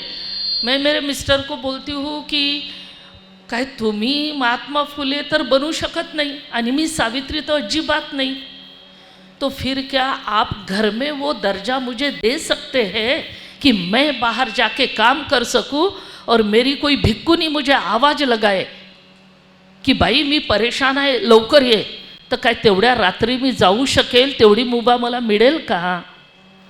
तर तेव्हाच तर तुम्ही महात्मा फुलेंना माल्य अर्पण करा, अन्यथा खोट्या पद्धतीनं तिथे तुम्ही असं काही करायचं नाही। उपासक मग हा सुदत्त कोण होता, अनाथपिंडक कोण होता, कसा उपासक एक कसा झाला. अय्याजींनी वाराणसीचं उदाहरण जे दिलं, तर किती आपण उपासक असे आहोत, काम करतो निश्चित करतो, पण मोठी मोठी रॅली मोठे मोठे कार्यक्रम झाल्यानंतर किती उपासकांनी आपल्या महिलांना घरून ती मुभा दिली की आपण त्या पद्धतीने समाजामध्ये महिला वावरू शकतात. इथे असंही झालं, म्हणजे लग्नविधीमध्ये मला वाटते नंदनीताईंनी त्याचा उल्लेख केला की बरेचसे प्रकार सोडचिठ्ठींचे झाले. मी आत्ता बघितलं, परवा रात्री आम्ही 1 वाजता घरी पोहोचलो, एका कार्यक्रमातून दुसरीकडे गेलो. नीना राऊत त्याला उदाहरण होत्या. म्हणजे सोडचिठ्ठी कशामुळे होत आहे आणि त्याचा इतका प्रमाण का वाढला, त्याचं खूप मोठं कारण आहे. नागपूरमध्ये मी दर 2-3 दिवसामध्ये याच्यात जातो. महिला सेल नाही पाहिजे, कोर्ट नाही पाहिजे, पण तुमचा भिक्कुनी संघ, उपासक उपासिका संघ, जेव्हा आम्ही तिथे गेलो त्या मुलीचा कालच फोन आला, परवा फोन आला आणि ती म्हणते, मॅडम 14 वर्षाचं लग्न, 12 वर्षाची मुलगी, 3.5 वर्षाचा मुलगा, लग्न तुटणं थांबलं. कशामुळे? का एवढं लोकांनी समजलं नाही, पण बाबासाहेब बुद्धाचा धम्म समजवला आणि संविधानाच्या काही तुम्ही गोष्टी सांगितल्या. मी एज्युकेटेड असूनसुद्धा समजू शकली नाही. आणि भांडण कशासाठी? की नवरा ऑफिसमध्ये जाताना मला टिफिन दे गं, मी ऑफिसमध्ये चाललो, घरी आलं का मोबाईल, बाथरूममध्ये मोबाईल, 2 तास 1 तास. मला हे मॅडम नकोसं झालं. पुरुष वर्ग दिवसभर बाहेर राहतो आणि बाई दिवसभर बाहेर नाही राहू शकत. कर्तव्य जर पाळायचे असेल तर सगळ्यात आधी बुद्धिझम घरी पाळावा लागेल, आणि पूर्ण बुद्धिझम नाही पण धम्म तरी घरी पाळावा लागेल. मग धम्म आता घरी पाळायचा आहे तर कसं? तर पंचशील घेतो आपण. पंचशील इथे काही उपासिकांनी खूप सुंदर याचना केली. याचना करताना त्यांनी अरहं सम्मा संबुद्धो, आपल्या मनातला इगो निघाला का, ईर्ष्या निघाली का, जलस निघाला का, अहंकार संपला का. कार्यक्रम होत आहेत, निंदा अजिबात नाही, कार्यक्रम होत आहेत, भीड लागत आहे, मोठे मॉल आणि मोठे सगळं काही सजत आहे. प्रश्न तो नाहीच आहे. प्रश्न आहे धम्म आम्ही आमच्या घरात आणि घरापेक्षा कृतीमध्ये आणि कृतीपेक्षाही आचरणामध्ये घेतला का. तर आचरणात घेण्याचा अर्थ म्हणजे सरळ. आत्ताच अय्याजींनी पायातला काळा धागा काढून घेतला, ठीक है. अय्याजींनी ओ काला धागा पैर में नहीं होना चाहिए, इथे स्टेजवर काढला. मग आम्ही एवढ्या उपासक उपासिका आहोत, इथे जेवढे लोक आले उपासक उपासिका, पंचशील घेतलं आम्ही. शील घेतलं, सुरा मेरय मज्ज पमाद ठाना वेरमनी सिक्खा पदंग समाधी आम्ही, यही तो मेरी शिक्षा है. बुद्ध ने सिक्खा, यही सीखना है. तर मग किती लोकांनी दारू पिणं सोडलं पांढरे कपडे घातल्यावर, उपासक बनल्यावर, आणि उपासक झाल्याच्या नंतर मोठे मोठे कार्यक्रम इव्हेंट अरेंज केल्यानंतर. गुटखा तंबाखू किती लोकांनी सोडला, तेही सोडा. ह्या छोट्या मोठ्या गोष्टी याच्याशिवाय होत नाही. पण महिला उपासिका बनल्या तर त्या उपासिकांचे किती कर्तव्य आहेत, काय आहे. म्हणजे जोपर्यंत मी भिक्खुनीच्या कार्यक्रमात आली तोपर्यंत मला पांढरे कपडे धारण करायचे आहेत, तेवढ्यापर्यंतच मला त्रिशरण पंचशील, ते बसण्यापासून घुटण्याच्या पंचांग प्रणामापासून तर तुमच्या नतमस्तकाच्या, तुमच्या बोटापासून तर तुमच्या हृदयापासून तर नतमस्तकापासून पंचांग प्रणामाला उपासिका म्हटलं जातं. हे अजूनही तर आम्ही शिकलोच नाही.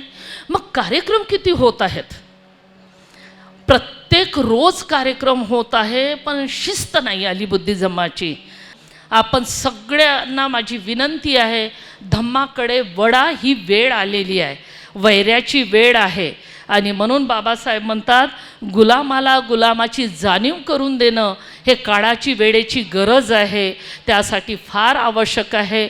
आणि म्हणून ते म्हणतात की शिक्षा असं वाघिणीचं दूध आहे. मग तुम्ही धम्म वाचा, कोणतंही वाचन करा, एन्जॉय करा, लाईफ जगा, सुंदर जगा. पण धम्म सोडून जगण्यामध्ये काहीच मजा नाही. आणि म्हणून आपलं आचरण म्हणजे आपली आचारसंहिता म्हणजे 22 प्रतिज्ञा आणि शील पाळा. शीलाला पाळणं खूप गरजेचं आहे. आणि खूप सुंदर असा कार्यक्रम झाला. भव्य लोक आलेले आहेत. तक्षशिलाताई सुंदर संचालन करत आहेत.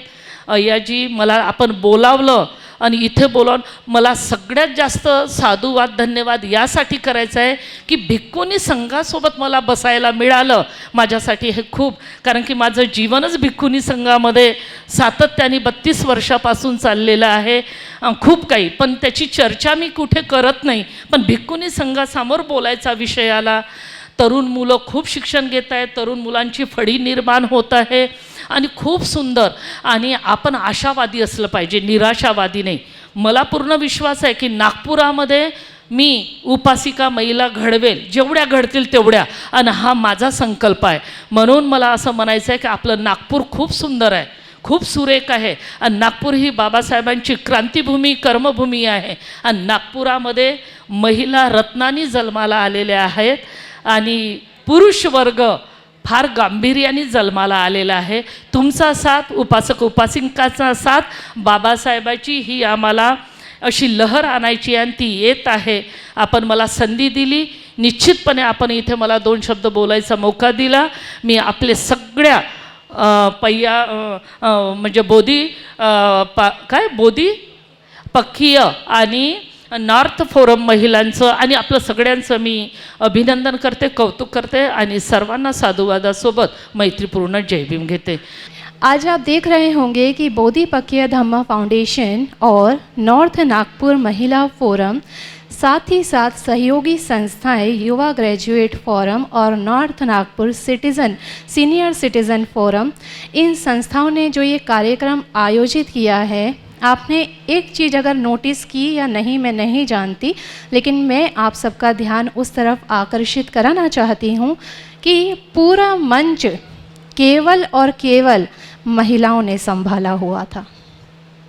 आयोजक से लेकर, संचालन से लेकर, भिक्खुनी संघ से लेकर, जितना भी है आपने बहुत कम, हालांकि ऐसा नहीं कि पुरुषों ने साथ नहीं दिया, पुरुषों ने भी साथ दिया, लेकिन महिलाओं ने पूरा मंच संभाला और महिलाओं ने ही ये पूरा कार्यक्रम किया.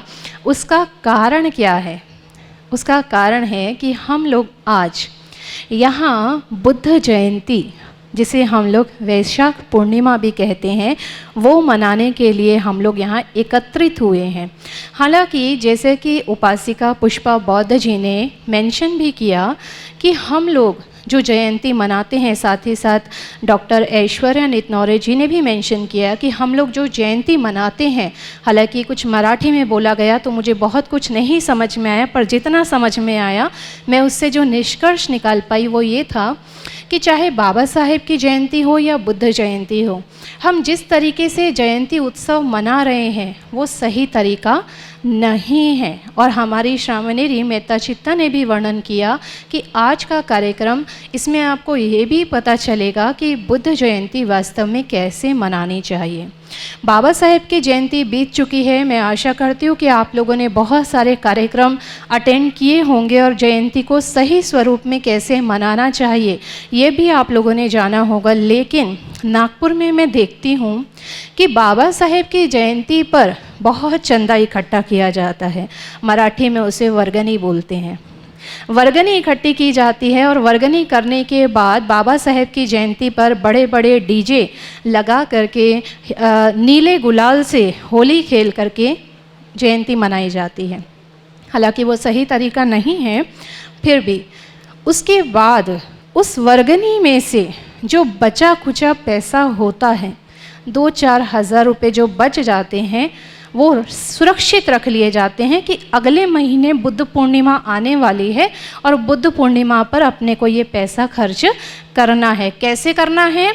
200 रुपये के फूल लाने हैं, एक भंते जी को बुलाना है, वो भी मिले तो ठीक, नहीं मिले तो वो भी काम हम अपने से कर लेते हैं. और उसके बाद में थोड़ा सा परित्राण लेना है, थोड़ा सा फल दान करना है, एक लिफाफा दान करना है, बुद्ध पूर्णिमा हो गई. क्या आपको लगता है ये सही तरीका है बुद्ध पूर्णिमा मनाने का? क्या बुद्ध पूर्णिमा इतनी साधारण सी पूर्णिमा है जो कि विश्व भर में राष्ट्रीय त्यौहार और राष्ट्रीय मंगल उत्सव की तरह मनाई जाती है, जिसकी तैयारियां पूरे साल चलती है। हम 2 दिन में तैयारी करके 1 घंटे में कार्यक्रम करके बुद्ध पूर्णिमा को समाप्त कर देते हैं, जबकि बुद्ध पूर्णिमा साल का सबसे पवित्र दिन होता है, सबसे पवित्र दिन। और सबसे पवित्र दिन इसीलिए क्योंकि हमें जितने पाप हम पूरे साल भर करते हैं कि नहीं, कि पुण्य ही करते हैं ना, पाप भी, छोटे मोटे जितने भी अकुशल कर्म या पाप हम लोग करते हैं, बुद्ध पूर्णिमा पर जो तरंगे होती हैं धम्म की, वो इतनी प्रबल होती है कि यदि बुद्ध पूर्णिमा पर हम पूरा दिन ध्यान, दान, धम्म श्रवण, संघ के दर्शन, बौद्ध तीर्थ स्थानों के दर्शन, बौद्ध विहारों के दर्शन, इसको यदि हम करते हैं, साथ ही साथ भगवान बुद्ध ने जो करुणा, मैत्री, मुदिता और उपेक्षा, ये 4 गुणों को बताया है, यदि हम उसका पूरा दिन अभ्यास करते हैं तो हमारी बुद्ध पूर्णिमा सफल होती है। और यदि वो आप 1 दिन में इकट्ठा कर लेते हैं तो पूरे साल में वो आपको फलित करता है, पूरे साल में। लेकिन हम लोगों ने बुद्ध पूर्णिमा का एक छोटा सा अवसर बना करके और बहुत हल्के में उसको हम लोगों ने सोच लिया। लेकिन यहाँ पर मेरी बात शुरू हुई थी, वापस चलते हैं हम लोग, मेरी बात शुरू हुई थी कहाँ से, कि महिलाएं ही क्यों मंच संभाल रही हैं। अरे बुद्ध पूर्णिमा है, बुद्ध ने जन्म लिया, बुद्ध ने बोधि ज्ञान प्राप्त किया, बुद्ध ने महापरिनिर्वाण प्राप्त किया, तो बुद्ध तो एक पुरुष थे, महिला क्यों? क्योंकि बुद्ध पूर्णिमा के दिन केवल बुद्ध का नहीं, बुद्ध की जीवन संगिनी माता यशोधरा, राहुल माता यशोधरा, उनका भी जन्म हुआ। हमें से ये बात अभी हम लोग नहीं जानते हैं। मैं जानती हूँ आपका मन तो कर रहा है ताली बजाने का, लेकिन सोच रहे हैं भिक्षुनी बोल रही है तो हम ताली कैसे बजाएं, तो आप साधु साधु साधु बोल सकते हैं। हाँ, तो बुद्ध पूर्णिमा, वैशाख पूर्णिमा हमारे लिए इसलिए भी महत्वपूर्ण हो जाती है क्योंकि बुद्ध पूर्णिमा के दिन, इसको हम लोग पाली भाषा में सहजात बोलते हैं। सहजात यानी साथ में जन्म लेने वाले। जाति जो शब्द है, आज हम जाति लोगों को अलग अलग बांटने के लिए प्रयोग कर रहे शब्द को हम जाति कहते हैं, लेकिन पाली भाषा में जाति का अर्थ होता है जन्म लेना। तो जिस दिन वैशाख पूर्णिमा के दिन सिद्धार्थ गौतम ने माता महामाया के गर्भ से जन्म लिया, उसी दिन माता यशोधरा ने भी जन्म लिया और साथ ही साथ 6 और चीज़ों का, यानी कि बुद्ध के साथ में 7 चीज़ों का जन्म हुआ, 7 लोगों का जन्म हुआ। तो ये वैशाख पूर्णिमा खाली बुद्ध की पूर्णिमा नहीं है, सहज जाति की भी पूर्णिमा है। कौन सी थी वो 7 चीज़ें? पहला, माता यशोधरा। शायद अगर आपने नोटिस किया हो तो मैं दिखाना चाहूँगी कि मंच पर, क्योंकि समय के अभाव के कारण हम लोग नहीं कर पाए, लेकिन मंच पर भगवान बुद्ध के साथ साथ हमने माता यशोधरा को भी रखा है क्योंकि उनकी भी जयंती है। और मैं आप लोगों से भी कहूँगी कि इस बुद्ध पूर्णिमा पर जब भी आप अपने घरों में या विहारों में पूजा करें, वंदना करें, परित्राण करें, ध्यान करें, दान करें, धम्म श्रवण करें, तो माता यशोधरा को भी ज़रूर याद करें, माता यशोधरा को भी भगवान के साथ में ज़रूर रखें। क्योंकि जैसा मैंने पहले भी कहा था कि युद्ध कभी महिलाओं के कारण नहीं हुए, कभी महिलाओं ने युद्ध नहीं छोड़े। हाँ, ये हो सकता है कि घर में जब 2 महिलाएं रहती हैं, देवरानी, जेठानी, सास, बहू, तो लड़ जरूर लेती हैं, लेकिन बड़े बड़े विश्व युद्ध कभी महिलाओं ने नहीं छेड़े। लेकिन जब जब महिलाओं ने त्याग किया, तब तब कोई बुद्ध बना तो कोई बाबा साहेब आम्बेडकर बना। तो माता यशोधरा का वैशाख पूर्णिमा के दिन, उसी साल में, उसी दिन में, अलग साल में भी नहीं, उसी साल में, उसी दिन में, यानी कि जितनी आयु भगवान बुद्ध की थी उतनी ही आयु माता यशोधरा की भी थी। साथ ही साथ भगवान बुद्ध के जीवन भर अनुचर रहने वाले आनंद भंते, जिन्हें हम जानते हैं कि यदि सुंदरता का वर्णन किया जाए तो भगवान बुद्ध के बाद सबसे ज़्यादा सौंदर्यवान थे तो भंते आनंद थे, और जीवन भर उनके अनुचर बन के रहे। तो आनंद का जन्म भी उसी दिन हुआ। साथ ही साथ कालूदाई, कालूदाई को शायद हम लोगों में से नहीं जानते होंगे। कालूदाई कौन थे?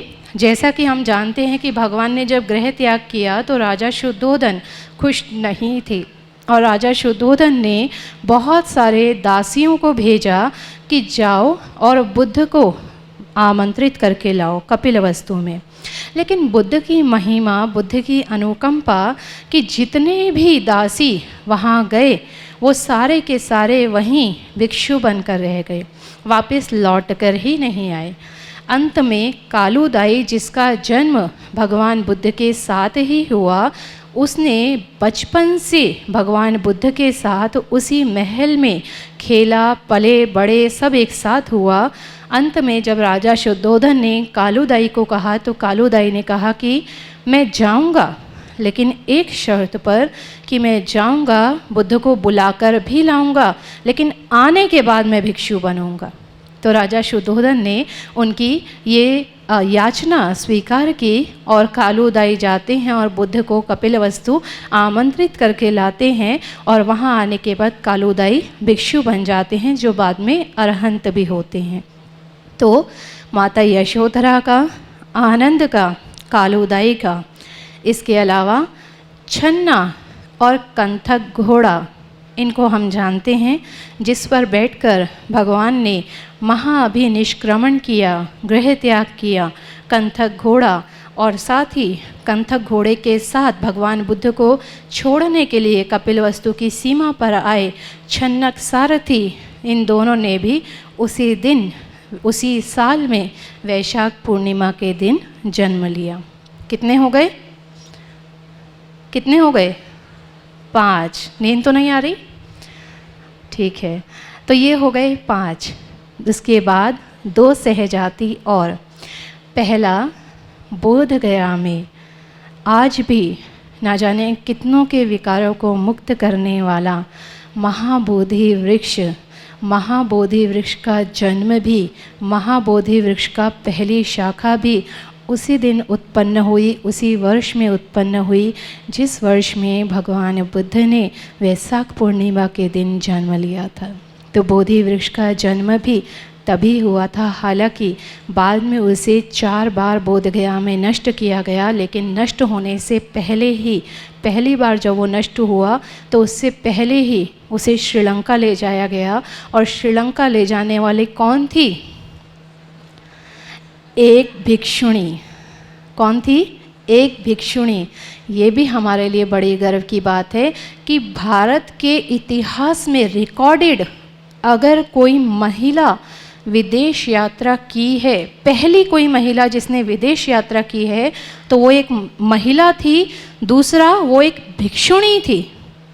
ना कोई डॉक्टर, ना कोई इंजीनियर, ना कोई अन्य धर्म की सन्यासिनी, बल्कि एक भिक्षुणी थी जो कि भारत के इतिहास में रिकॉर्डेड पहली महिला जो विदेश गई और भारत से बोधि वृक्ष लेकर गई। और आज भी श्रीलंका के अनुराधपुर में वो बोधि वृक्ष बड़े ही गर्व के साथ, भव्यता के साथ खड़ा है, जिसे श्रीलंका के लोग प्यार से जय श्री महाबोधि कहते हैं। अगर आप श्री बोधि वृक्ष कह देंगे खाली या महाबोधि वृक्ष कह देंगे तो वहाँ अपमान माना जाता है इसे। तो वो लोग क्या कहते हैं? जय श्री महाबोधि, इस नाम से बोधि वृक्ष को जानते हैं।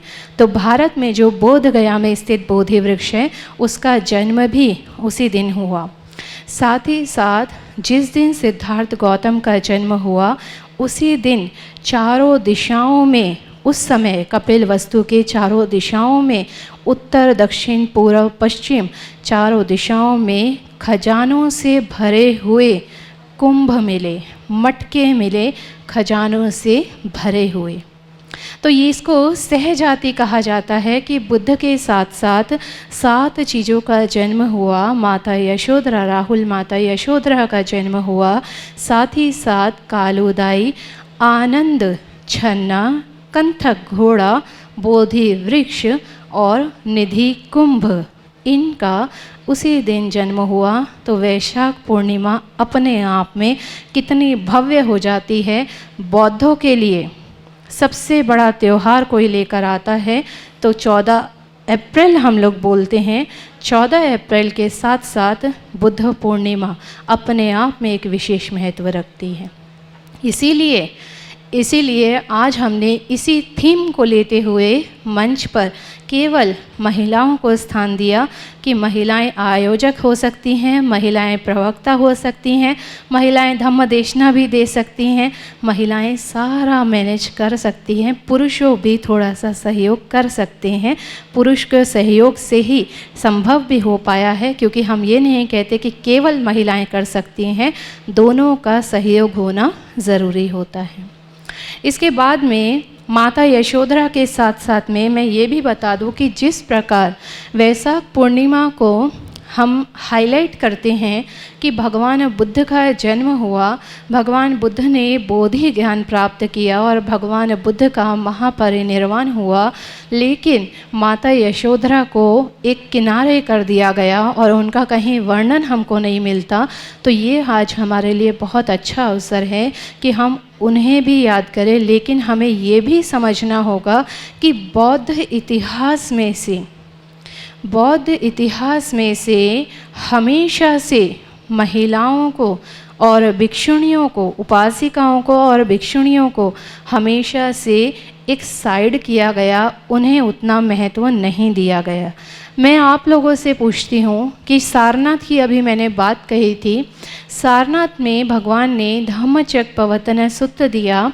धम्मचक्कपवत्तन सुत्त को कितने लोग सुनने वाले थे उस समय? भगवान बुद्ध ने धम्मचक्कपवत्तन सुत्त कितने लोगों को दिया? कितने लोगों को दिया? 5 नहीं 6। आप फिर कभी जाइए सारनाथ, फिर कभी जाइए सारनाथ के म्यूज़ियम जाइए। सारनाथ के म्यूज़ियम में रखी भव्यता के साथ भगवान बुद्ध की मध्यम मार्ग वाली प्रतिमा को ध्यान से देखिए, जिसे वर्ल्ड गिनीज अवार्ड भी मिल चुका है। इतिहास में यदि सबसे भव्य कोई प्रतिमा रही तो भगवान बुद्ध की मध्यम मार्ग वाली प्रतिमा, जो कि खुदाई में निकली, जिसकी थोड़ी सी नाक को खंडित किया गया है, उस प्रतिमा को जब आप ध्यान से देखेंगे तो बुद्ध की प्रतिमा जब बैठी है उसके आसन के नीचे में आपको लाइन से 6 लोग दिखाई देंगे। क्यों? हम पंचवर्गीय भिक्षुओं को हमेशा पढ़ते हैं। पंचवर्गीय भिक्षुओं ने धम्मदेशना सुनी, जिसमें से अन्य कौंडन्य सबसे पहले अरहंत हुए, ऐसा भी हमने सुना। लेकिन उसी समय एक महिला थी जिसका नाम काली था, और वो अपने मायके आई थी क्योंकि वो गर्भवती थी। और गर्भवती होने के बाद जब उसने जन्म दिया, जन्म देने के बाद में वो अपने बालकनी में खड़ी होकर ताज़ा हवा ले रही थी, तो उसे दूर से सुनाई दिया कि लोग चर्चा कर रहे हैं कि भगवान धम्मचक्कपवत्तन सुत्त देने जा रहे हैं। तो वो काली वहाँ जाती है और भगवान की देशना सुनती है और श्रोतापन्न हो जाती है। तो जब आप देखेंगे तो दोबारा से ध्यान दीजिएगा कि वहाँ आपको 5 नहीं बल्कि 6 लोग दिखाई देंगे, और एक साइड में, लेफ्ट हैंड साइड में सबसे अंत में जो दिखाई देगी वो एक महिला है जो कि बच्चे को हाथ में लेकर के, गोदी में लेकर के बैठी है और भगवान की धम्मचक्कपवत्तन सुत्त की देशना सुन रही है। उसे साइड लगा दिया गया, किनारे कर दिया गया, उसका कहीं वर्णन भी हम लोगों को नहीं मिलता है। तो हमें ये ध्यान देना होगा कि भगवान के समय ऐसे ही ना जाने कितनी उपासिकाएं, कितनी भिक्षुणियाँ, सभी अरहंत हुए, श्रोतापन हुए, दानी दाता हुए। जैसा कि अभी पुष्पा जी ने कहा कि हम विशाखा नहीं बन पाए लेकिन हम प्रयास कर रहे हैं, इसी तरीके से ना जाने कितने लोग भगवान बुद्ध के समय में हुए, लेकिन हमें महिलाओं का बहुत कम वर्णन मिलता है। हालांकि हम लोग प्रयास कर रहे हैं कि हम लोग एक एक की खुदाई करें। जैसे कि आज मैंने एक खुदाई करके आपको बताया, पंचवर्गीय भिक्षुओं के साथ में एक महिला, एक माता यशोधरा का जन्म, लेकिन इसमें भ्रांतियाँ भी हैं। आप लोग देखेंगे कि व्हाट्सएप फेसबुक पे लोग कुछ भी डालते हैं आजकल, तो उसमें एक पोस्ट अभी आ रही थी मेरे पास में कि हमें वैशाख पर्व को बड़े गर्व के साथ मनाना चाहिए, क्योंकि उस दिन भगवान बुद्ध का जन्म हुआ, भगवान बुद्ध ने बोधि ज्ञान प्राप्त किया, भगवान ने महापरिनिर्वाण प्राप्त किया, साथ ही माता यशोधरा का जन्म हुआ और माता यशोधरा का परिनिर्वाण हुआ। ऐसा भी आपको देखने को मिलेगा, परंतु यह गलत है। माता यशोधरा का परिनिर्वाण वैशाख पूर्णिमा को नहीं हुआ। माता यशोधरा ने भगवान बुद्ध से 2 वर्ष पूर्व यानी कि 78 वर्ष की उम्र में परिनिर्वाण प्राप्त किया, परंतु वह वैशाख पूर्णिमा का दिन नहीं बल्कि आषाढ़ पूर्णिमा का दिन था। तो ये भ्रांतियाँ भी हमें दूर करनी है। ऐसे ही मैं भ्रांतियाँ और भी बता दूँ। आजकल AI का ज़माना है, आर्टिफिशियल इंटेलिजेंस बहुत हावी होता जा रहा है। हम देखते हैं कि AI के ज़माने में बाबा साहेब और भगवान बुद्ध और अन्य महापुरुषों की भी बड़ी ही सुंदर सुंदर फ़ोटो बनाई जाती है ना, और हम लोग उसे बड़ी खुशी से पोस्ट भी करते हैं। पर हमें रुकना होगा, सोचना होगा, थमना होगा कि हम लोग ये क्या कर रहे हैं, क्योंकि बाबा साहेब की असली फ़ोटो, भगवान बुद्ध की असली फ़ोटो तो हमारे पास नहीं है, लेकिन त्रिपिटक में, पाली ग्रंथों में भगवान बुद्ध के 32 लक्षणों के बारे में बताया गया है और उन 32 लक्षणों के आधार पर ही भगवान बुद्ध की प्रतिमाएं बनाई जाती हैं।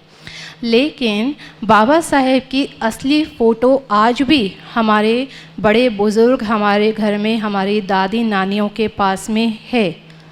और भी म्यूज़ियम है, दीक्षा भूमि है, चिचोली है, और जहाँ पर भी बाबा साहेब के सामान रखा गया है, बाबा साहेब की प्रयोग की गई वस्तुएं, बाबा साहेब की अस्थियां रखी गई हैं, सभी जगह हमें बाबा साहेब की असली फ़ोटो मिलती है। लेकिन AI के काल में हम लोग क्या कर रहे हैं, बाबा साहेब को बड़ा ही सुंदर दिखाने का प्रयास कर रहे हैं, बड़ा ही सुंदर दिखाने का प्रयास कर रहे हैं। सुंदर कहाँ से? चेहरे से। उनका चेहरा थोड़ा थोड़ा परिवर्तित करके इतना सुंदर बनाया जा रहा है कि लोग धीरे धीरे विचारों की सुंदरता को भूलकर चेहरे की सुंदरता पर अपना आकर्षण बढ़ाते जाएं। और फिर एक समय में क्या होगा, होने भी लगा है, धीरे धीरे लिपस्टिक लगाना शुरू कर दिया है। बाबा साहेब की फ़ोटो को लाल, होठ लाल कर दिए, गाल लाल कर दिए। थोड़े ही दिन में बाबा साहेब की फ़ोटो पर भी मुकुट लगा के, टीका लगा के देवी देवता बना देंगे। उसमें ज़्यादा टाइम नहीं है, ज़्यादा दिन नहीं है उसमें। तो हमें रुकना होगा, हमें थमना होगा। यहाँ अतुल खोबरागढ़े जी भी मेरी बात को सुन रहे होंगे और उनके पास में सोशल मीडिया की एक अच्छी टीम है, तो मैं यहाँ से मंच से उन्हें भी आग्रह करना चाहूँगी कि इस चीज़ को अपने सोशल मीडिया टीम पर भी हम पब्लिश करें कि AI का इस्तेमाल मनुष्य के लिए अच्छा हो सकता है, लेकिन कहाँ उसका सदुपयोग करना है और कहाँ दुरुपयोग करना है, ये प्रज्ञा विकसित होनी ज़रूरी है। और ये प्रज्ञा कहाँ से आती है? हमें धम्म से आती है कि हम कुछ भी करने से पहले क्या सही है क्या गलत है इसका सही आकलन करें और उसके बाद ही हम किसी चीज़ को आगे शेयर करें, चाहे बाबा साहेब के विचार हो, चाहे बाबा साहेब की फ़ोटो हो। ऐसे ही भगवान बुद्ध की फ़ोटो को भी अनेक रूपों में बनाया जा रहा है। अगर हम ही इस तरीके से इसको प्रमोट करेंगे, उनकी वास्तविकता को छुपाते हुए, उनके विचारों को छुपाते हुए, उनके शरीर पर आकर्षण पर हम ध्यान देकर उसको साझा कर रहे हैं, तो हम उन्हें देवी देवता बनाने से बहुत दूर नहीं रख रहे, बल्कि उसके पास भेज रहे हैं। और थोड़े ही दिन में बाबा साहेब के विचारों की पूजा होने की बजाय बाबा साहेब की सुंदरता की पूजा होगी। भगवान बुद्ध के विचारों की पूजा होने की बजाय भगवान बुद्ध के फ़ोटो और उनकी सुंदरता की पूजा होगी। हम जानते हैं, जैसे कि अभी हमने याद किया माता यशोधरा को, ऐसे ही एक छोटी सी कविता माता यशोधरा के द्वारा, और फिर मैं अपनी वाणी को यहीं विराम दूंगी। ये माता यशोधरा भगवान बुद्ध के बारे में अपनी शिकायत करते हुए कहती हैं, माता यशोधरा ये एक्चुअली एक किताब है यशोधरा, जो कि कवि मैथिली शरण गुप्त जी के द्वारा लिखी गई है। हालांकि उसमें कुछ चीज़ें ऐसी हैं जो कि त्रिपिटक पाली ग्रंथों से मेल नहीं खाती हैं, लेकिन मैंने कुछ लाइन उस कविता उस बुक में से चुराई हैं, जिसे मैं यहाँ प्रस्तुत कर रही हूँ क्योंकि मुझे बड़ी अच्छी लगी।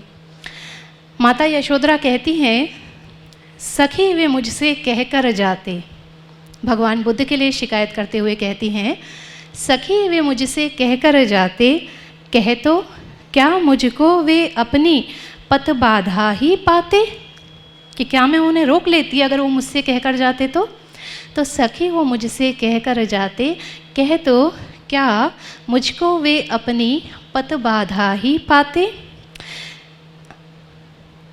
मुझको बहुत उन्होंने माना, मुझको बहुत उन्होंने माना, फिर भी क्या पूरा पहचाना। मैंने मुख्य उसी को जाना जो वो मन में लाते, मैंने मुख्य उसी को जाना जो वो मन में लाते, सखी वो मुझसे कह कर जाते, सखी वो मुझसे कह कर जाते। अगली कड़ी में माता यशोधरा कहती हैं कि जिस तरह हम महिलाएं अपने पतियों को युद्ध में भेज देती हैं, हमें नहीं पता होता कि वे युद्ध से वापस जीवित आएंगे या नहीं, लेकिन फिर भी हम उन्हें भेज देती हैं, तो क्या मैं बुद्ध को नहीं भेजती अगर मुझे पता होता तो। युद्ध में जब भेज सकते हैं तो इसके लिए तो मैं भेज ही सकती थी ना। तो वो कहती हैं, स्वयं सुसज्जित करके क्षण में, स्वयं सुसज्जित करके क्षण में, प्रियतम को प्राणों के पण में, हम ही भेज देती हैं रण में, हम ही भेज देती हैं रण में, क्षत्रिय धर्म के नाते, सखी वो मुझसे कह कर जाते, सखी वो मुझसे कह कर जाते। हुआ ना ये भी भाग्य अभागा, हुआ ना ये भी भाग्य अभागा, किस पर विफल गर्व अब जागा। अब किस पर गर्व करूं मैं, हुआ ना ये भी भाग्य अभागा, किस पर विफल गर्व अब जागा। जिसने अपनाया था त्यागा, जिसने अपनाया था त्यागा, रहे स्मरण ही आते, सखी वो मुझसे कह कर जाते, सखी वो मुझसे कह कर जाते। नयन उन्हें है निष्ठुर कहते, नयन उन्हें है निष्ठुर कहते, पर इनसे जो आंसू बहते, सदैव हृदय वे कैसे सहते, गए तरस ही खाते। आंसू आए और तरस खाकर चले गए। नयन उन्हें है निष्ठुर कहते, पर इनसे जो आंसू बहते, सदैव हृदय वे कैसे सहते, गए तरस ही खाते। सखी वो मुझसे कह कर जाते, सखी वो मुझसे कह कर जाते। अब फिर कहती हैं माता यशोधरा, शिकायत तो बहुत हो गई, लेकिन अभी वो बताती हैं कि उन्हें कैसा महसूस होता है जब बुद्ध बने तो वो कहती हैं, गए लौट भी आएंगे, गए हैं लौट भी आएंगे, कुछ अनुभव अनुपम लाएंगे, कुछ प्रज्ञा अनुपम लाएंगे, मेरे रोते प्राण उन्हें स्वागत से पाएंगे, मेरे रोते प्राण उन्हें स्वागत से पाएंगे। पर क्या गाते गाते, पर क्या गाते गाते, सखी वो मुझसे कह कर जाते, सखी वो मुझसे कह कर जाते। जाएं सिद्धि पाएं वे सुख से, जाएं सिद्धि पाएं वे सुख से, दुखी न हो इस जन के दुख से, दुखी न हो इस जन के दुख से। क्योंकि हम जानते हैं कि भगवान दुख मुक्ति का मार्ग पाने के लिए गृह त्याग किया था भगवान ने। तो जाएं सिद्धि पाएं वे सुख से, दुखी न हो इस जन के दुख से।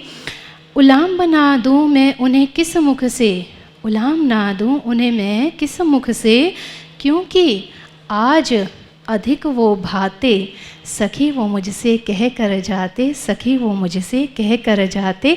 आज अधिक वो मुझे भाते, सखी वो मुझसे कह कर जाते। तो माता यशोधरा बता रही हैं कि बुद्ध बनने के बाद किस तरह से वो मुझे ज़्यादा भाते हैं अब, तो फिर भी सखी वो मुझसे कह कर जाते, सखी वो मुझसे कहकर जाते। इन्हीं के साथ में मैं अपने धम्म देशना को यहाँ विराम देती हूँ। इतनी गर्मी में आप लोगों ने शांति से धम्म श्रवण किया, इसके लिए मैं आप लोगों का बहुत बहुत साधुवाद देती हूँ। मंच पर आसीन और मंच के नीचे आसीन पूजनीय भिक्षुनी संघ कि छोटे होते हुए भी मुझे बोलने का ये अवसर दिया, अपने आशीर्वाद से मुझे ये अवसर दिया कि मैं यहाँ बोल पाऊँ, उनका भी मैं बहुत बहुत साधुवाद करती हूँ। और अंत में मैं तक्षशिला जी को माइक देती हूँ। लास्ट का एक छोटा सा जो एक हमारी औपचारिकताएं रहती हैं किसी भी कार्यक्रम की, और उसके बाद हम लोग कार्यक्रम को समाप्त करेंगे। सभी का मंगल हो, सभी का भला हो, सभी का कल्याण हो। साधु साधु साधु।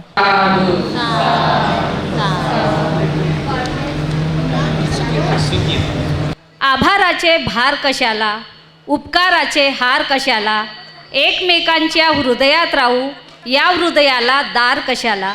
हृदयात राहणारी माणसे आज या कार्यक्रमाला लाभली आहेत, त्यांचे मी मनपूर्वक आभार व्यक्त करते। सर्वांगीण विकासाकरिता धम्मदेसना आवश्यक आहे, कारण यातून आपला भावनिक व मानसिक विकास होत असतो।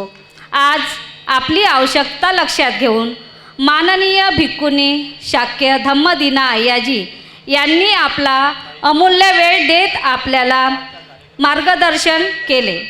वाट ही दुर्गम कितीही पाऊले उचलीत जा, ध्येय मार्गीस्तव स्वतःला आज तू विसरून जा। ध्येय मार्गावर स्वतःला झोकून देणारे आणि आपले स्वप्न साकार करणारे असे व्यक्तिमत्व म्हणजे आपल्या धम्मदिनी अय्याजी आजच्या कार्यक्रमाला लाभले आहेत, त्यांचेसुद्धा मी या ठिकाणी आभार मानते। माननीय भिक्खुनी शिलाचारीजी यांनी अमूल्य वेळ दिला, याबद्दल त्यांचेसुद्धा आभार मानते। भिक्खू व भिक्खुनी संघ यांनीसुद्धा आपला अमूल्य वेळ देऊन कार्यक्रमाची शोभा वाढवली, त्याबद्दल त्यांचेसुद्धा मी या ठिकाणी आभार मानते। जीवन ज्यांचे तेजाचे शिखर दाखवी यशाचे, अनेक अडचणी आल्या तरी कार्य केले मोलाचे। आभाराचे निमित्त फक्त स्नेह राहो जन्माचे, स्नेह राहो जन्माचे यांची या ठिकाणी आपल्याला उपस्थिती लाभली, त्याबद्दल मी त्या सर्वांचे आभार मानते। आणि या ठिकाणी डॉक्टर सीमा साखरे, विभावरी गजबिये यांनी बुद्ध विचारांवर आधारित नृत्य सादर करून श्रोत्यांना मंत्रमुग्ध केले, त्याबद्दल त्यांचेसुद्धा मी आभार मानते। डॉक्टर ऐश्वर्या नितनवरे, युवा वर्गाला धर्माची आवश्यकता व स्नानुभूती यांच्याबद्दल मोलाचे मार्गदर्शन केले, त्याबद्दल त्यांचेसुद्धा मी आभार मानते। माननीय पुष्पाताई बौद्ध यांनी उपासक उपासिका यांचे कर्तव्य आणि आचरण यावर मार्गदर्शन केले, त्याबद्दल त्यांचेसुद्धा आभार मानते। प्रीती बागडे यांनी मी रमाई बोलते याचे सादरीकरण केले, त्यांचेसुद्धा मी या ठिकाणी आभार मानते। बोधिपक्या फाउंडेशनचे सर्व सदस्य, नॉर्थ नागपूर सिनियर सिटीजन फोरमचे सर्व सदस्य, तसेच युवा ग्रॅज्युएट फोरमचे सर्व सदस्य यांनी सर्वतोपरी मदत केली व कार्यक्रम यशस्वी करून दाखवला, त्याबद्दल त्यांचेसुद्धा मनपूर्वक आभार मानते। चार पावलं कुणासोबत कोण चालत येते, सोहळ्याच्या या निमित्ताने जहाले आपुले नाते। कार्यक्रम असेच रंगतील जितवर माणसं अशी उदार आहेत। आपण आलात, आपले मनापासून आभार आहे, मनापासून आभार आहे। आजच्या कार्यक्रमाची ज्यांनी शोभा वाढवली, जे सहभागी झाले, अशा श्रोत्यांचं मी शब्दसुमनांनी मनपूर्वक आभार मानते। तसेच हा कार्यक्रम यशस्वी करण्याकरिता प्रत्यक्ष अथवा अप्रत्यक्ष स्वरूपात सहयोग दिला, ज्यांचे आम्हाला सहकार्य लाभले, असे सर्वांचे मी मनपूर्वक आभार मानते। संपदा सचित परियोदपनं एतं बुद्धान शासनं धम्मं चरे सुचरितं नतं दुचरितं चरे धम्मचारी सुखं सेति अस्मि लोके परमि च न तावता धम्मधरो यावता बहुभासति योच पंपि सुत्वानं धम्मं कायेन पश्यति सवे धम्मधरो होति यो धम्मन